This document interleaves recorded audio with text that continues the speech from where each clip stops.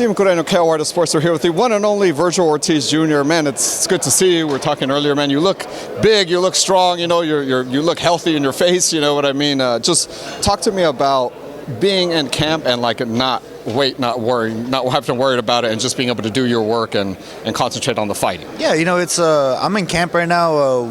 I think I just finished my 3rd week of sparring. I feel great. There's no signs of me slowing down. I'm only getting stronger and better. And, you know, of course, going up in weight is going to be a big helping factor in this. And, you know, I just feel good overall. What was the motivating factor to go back to Robert? I know you guys left good terms. You know, there was nothing wrong with being over there. You just kind of wanted to make a move or whatever. Why the move back? You know, it just felt like that's where we needed to be. You know, there's no knock on Manny Robles or his camp, because they were really good to me. You know, Manny moved mountains for me. We just feel like Robert is where we need to be, and that's where we're at.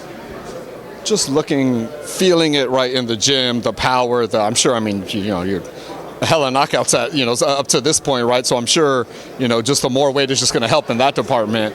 Just what do you expect to see from yourself January 6th? What kind of new things are you like, man, I can do this now because, you know, my body allows it? Yeah, of course. If I'm being honest, I expect to maybe have maybe a little not as impressive performance, but as in the way of like a complete domination. Maybe not like a Mauricio Herrera or something like that, but getting there.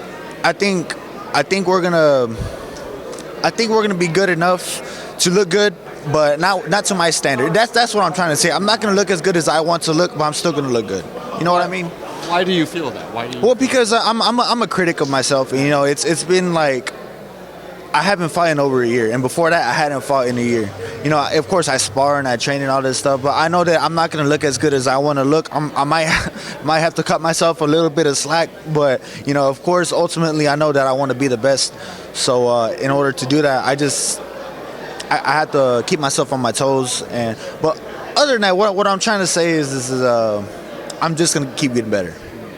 Man, you are a hard critic. You haven't even performed yet, and you're already like disappointed in yourself. Nah. I'm just being realistic to myself, and I'm just gonna get better. I'm just gonna get better. I mean, that's kind of a scary thing, bro, because you were pretty damn good, right? Like you were damn near great. I feel like at 147. So you feel that the extra weight is going to make you an even better, maybe more complete fighter at the new weight class. I think a complete fighter.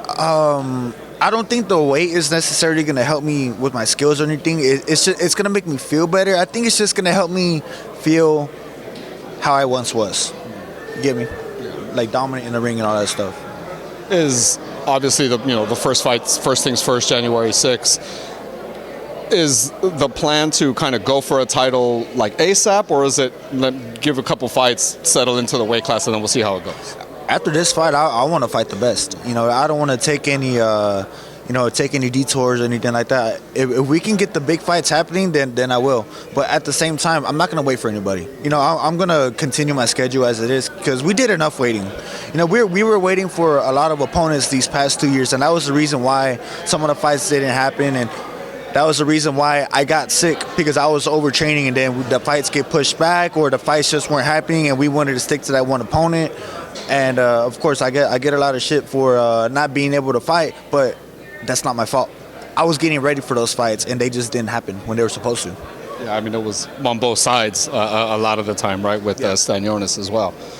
Man, just talk a little boxing. David Benavidez looked dominant versus Bubu Andrade. Is he the clear-cut guy next for Canelo in Vergil Ortiz's opinion? I think so. I don't think there's really anyone better for Canelo to fight besides Benavidez. So I think that's the fight to make. How does that one play out stylistically in the ring, do you think? Stylistically, man, I can see it happening one of two ways. It could either be Canelo's just too much of a vet, or David is just too young, too strong, too big. It could go either way.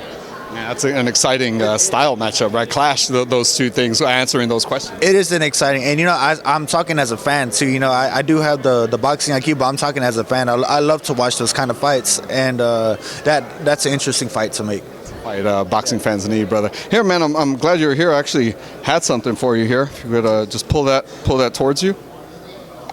Oh shit! What the fuck?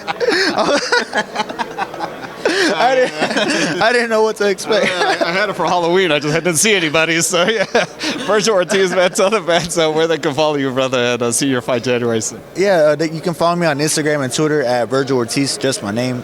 Spell it with the E, not an I. But yeah, thanks for tuning in. Thanks for being a good sport, not like trying to hit me. Jose Benavidez wanted to hit me, bro. I appreciate you, bro. Thank you.